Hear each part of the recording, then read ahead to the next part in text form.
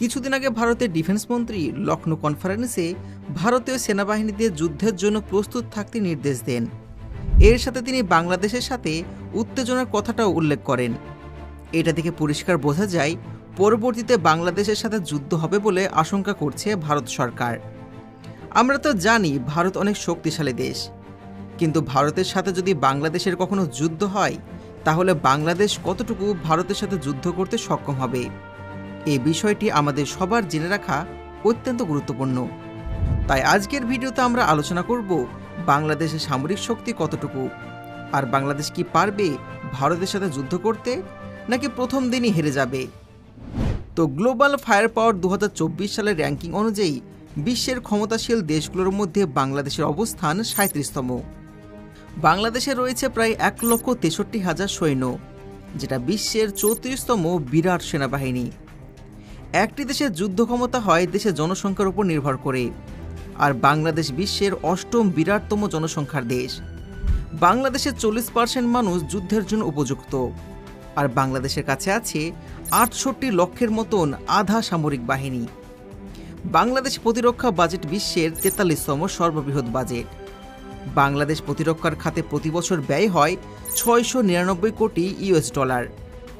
ক্রয় ক্ষমতার দিক থেকে বাংলাদেশের অর্থনীতি 27তম, যেটা বাংলাদেশের যুদ্ধ ক্ষমতাকে অনেক বেশি বৃদ্ধি করেছে। আপনারা যারা মনে করছেন বাংলাদেশ অতি দুর্বল রাষ্ট্র, তাহলে আপনাদেরকে বলে দিই, বাংলাদেশের কাছে রয়েছে 350টার থেকে বেশি যুদ্ধ ট্যাঙ্ক, তার সাথে 13,000 থেকে বেশি সামরিক যান। আর গ্লোবাল ফায়ার পাওয়ার রিপোর্ট অনুযায়ী বাংলাদেশের কাছে 450 কামান রয়েছে, এর মধ্যে স্বয়ংক্রিয় কামান রয়েছে 300টি।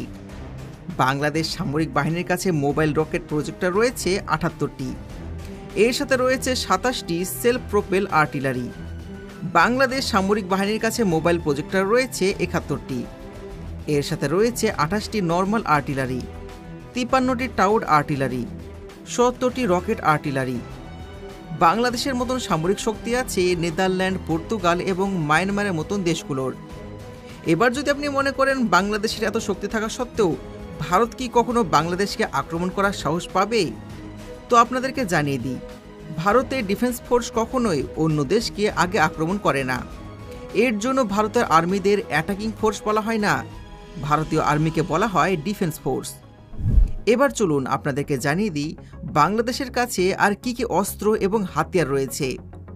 তো বাংলাদেশের কাছে আছে অনেক ক্ষমতাসম্পন্ন বিমান ফোর্স, যেটা পৃথিবীর মধ্যে 39তম। বাংলাদেশ বিমান বাহিনীর কাছে 216টি বিমান রয়েছে, যেখানে যুদ্ধ বিমান রয়েছে 44টি। বাংলাদেশের কাছে হেলিকপ্টার রয়েছে 73টি, আর এগুলো সবগুলো অনেক ডেঞ্জারাস। বাংলাদেশ বিমান বাহিনীতে 16টি F-7 বিমান রয়েছে, তার সাথে 9টি কে প্রশিক্ষণপ্রাপ্ত বিমান। শুধু এটাই নয়, 15টি L-7 বিমান এবং 23টি PT-6 প্রাথমিক বিমান, এর সাথে Mi-171 যুদ্ধ বিমান, 2টি W-139 সামরিক বিমান। 2011 সালে বাংলাদেশ বিমান বাহিনী অনেকগুলো ডেঞ্জারাস বিমান কিনেছেন, যেগুলোর মধ্যে সবগুলো ভয়ঙ্কর যুদ্ধ বিমান, আর যার সাহায্যে ভূমি থেকে আকাশ এবং আকাশ থেকে ভূমিতে লক্ষ্যবস্তুকে হামলা করতে সক্ষম। বাংলাদেশ বিমান বাহিনী সম্প্রতি চীন থেকে 2 রেজিমেন্ট বিমান ক্রয় করেছেন। কিছুদিন আগে বাংলাদেশ বিমান বাহিনীতে যুক্ত হয়েছে JS-11B। এটা অত্যন্ত ডেঞ্জারাস রাডার ব্যবস্থা, যেগুলো আকাশের মধ্যে চলন্ত অবস্থায় বুঝতে পারে আশেপাশে কোনো শত্রু জাহাজ আছে কিনা। এর সাথে অনেক পাওয়ারফুল হেলিকপ্টার রয়েছে। তো বন্ধুরা, বাংলাদেশ বিমান বাহিনী সম্পর্কে তো ভালো করে জানলেন, এবার আপনাদেরকে জানিয়ে দিই বাংলাদেশ নৌবাহিনী কতটা পাওয়ারফুল। তো বাংলাদেশ নেভির কাছে সব মিলিয়ে যুদ্ধ জাহাজ আছে 109টি। বাংলাদেশের কাছে রয়েছে 7টি ফ্রিগেট, 6টি করভেট, আর বাংলাদেশ নৌবাহিনীর কাছে সাইলেন্ট কিলার অর্থাৎ সাবমেরিন রয়েছে 2টি। বাংলাদেশ সরকারের নতুন উদ্যোগে তার সামরিক বাহিনীকে 2030 সালের মধ্যেই আরও বেশি করে উন্নত করার জন্য নতুন ধরনের যুদ্ধ সরঞ্জাম ক্রয় করা হয়েছে। মাঝে মধ্যে এরকম দেখতে পাওয়া যায় মায়ানমারের রকেট বাংলাদেশ সীমানায় ঢুকে পড়ে, তার সাথে অনেক সময় মায়ানমারের প্লেন বাংলাদেশ সীমানা লঙ্ঘন করে। যদি এরকম জায়গায় বাংলাদেশের কাছে এরকম সারফেস টু এয়ার মিসাইল থাকে, তাহলে কোনোভাবেই মায়ানমারের রকেট কিংবা সামরিক যান বাংলাদেশে প্রবেশ করতে পারবে না। এটি বাংলাদেশ সেনাবাহিনীতে যুক্ত হয়ে গেলে সেনাবাহিনীর জন্য একটা বড় অবদান মনে করা হবে। যুদ্ধক্ষেত্রে নষ্ট হয়ে যায় ট্যাঙ্কগুলোকে নিয়ে এসে সেগুলোকে মেরামত করে আবার যুদ্ধক্ষেত্রে পাঠানোর জন্য জার্মানি থেকে নিয়ে আসা হয়েছে এই বিশেষ মেশিন। শুধু এটাই নয়, যেটাকে নিয়ে সবচেয়ে বেশি আলোচনা হচ্ছে ওটা হলো আনম্যান্ড ভেহিকেল বা ড্রোন। এটি একটি মানববিহীন ভেহিকেল বা ড্রোন। এটি বাংলাদেশ সরকার কিনেছে তুরস্কের কাছ থেকে। এটাকে আপনারা বাইরাক্তার TB2 নামে চেনেন, যেটা কিছুদিন আগে বাংলাদেশ সেনাবাহিনীতে যুক্ত হয়েছে। এটি বর্তমান বিশ্বের সবচেয়ে পাওয়ারফুল ড্রোন হিসাবে বিবেচিত।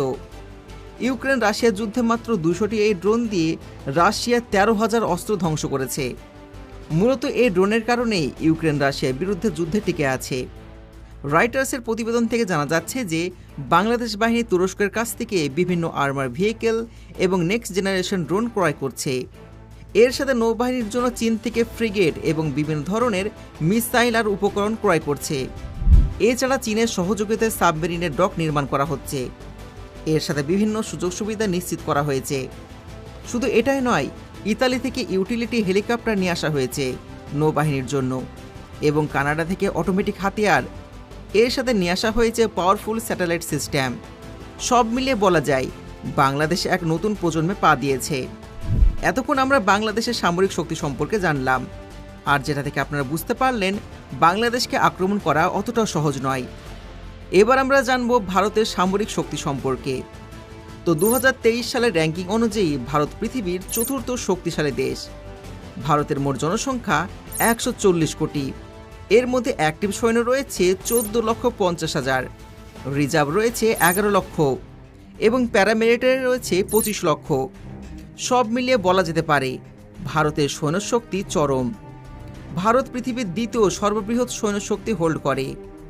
2023 সালে ভারতের সামরিক বাজেট ছিল $54 বিলিয়ন।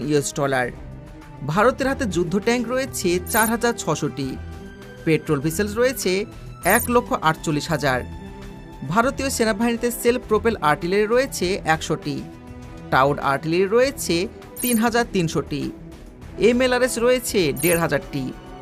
এবার যদি আমরা ভারতীয় বিমান বাহিনীর কথা বলি, তাহলে ভারতীয় বিমান বাহিনী পৃথিবীর মধ্যে চতুর্থতম শক্তিশালী বিমান বাহিনী। ভারতীয় বিমান বাহিনীর কাছে যুদ্ধ বিমান রয়েছে 2,200টি। এর মধ্যে ফাইটার জেট রয়েছে 577টি, আর এগুলোর মধ্যে বোম্বার বিমান রয়েছে অনেক। অ্যাটাক ড্রোন হিসাবে রয়েছে অ্যান্ট্রন অ্যাটাক ড্রোন। ভারতীয় বিমান বাহিনীতে ইলেকট্রনিক ওয়ারফেয়ার হিসাবে রয়েছে FIA-15। আপনাদের জানিয়ে রাখি, যুদ্ধক্ষেত্রে শত্রুপক্ষে যোগাযোগ বিচ্ছিন্ন করা এবং তাদের ধ্বংস করার জন্য এই ধরনের বিমানগুলো কিন্তু ব্যবহার করা হয়ে থাকে। ভারতীয় বিমান বাহিনীতে ফাইটার জেট হিসাবে রয়েছে সুখোই এবং MiG-29 এর মতন খতরনাক বিমান। এর সাথে রয়েছে মিরাজ, MiG-21, রাফেল, তেজাস এবং এইরকম সমস্ত ভয়ঙ্কর যুদ্ধ বিমান। এর মধ্যে তেজাস যুদ্ধ বিমানটি ভারত তার নিজস্ব প্রযুক্তিতে তৈরি করেছে। ভারতের কাছে অ্যাটাক হেলিকপ্টার রয়েছে 36টি। এবার যদি আমরা ভারতীয় নৌবাহিনী সম্পর্কে বলি, তাহলে ভারতীয় নৌবাহিনী পৃথিবীর মধ্যে সপ্তম বৃহত্তম নৌবাহিনী।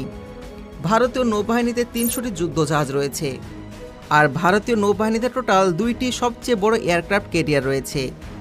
এছাড়া আরও 13টি এয়ারক্রাফট ক্যারিয়ার রয়েছে, কিন্তু ওগুলো ছোট।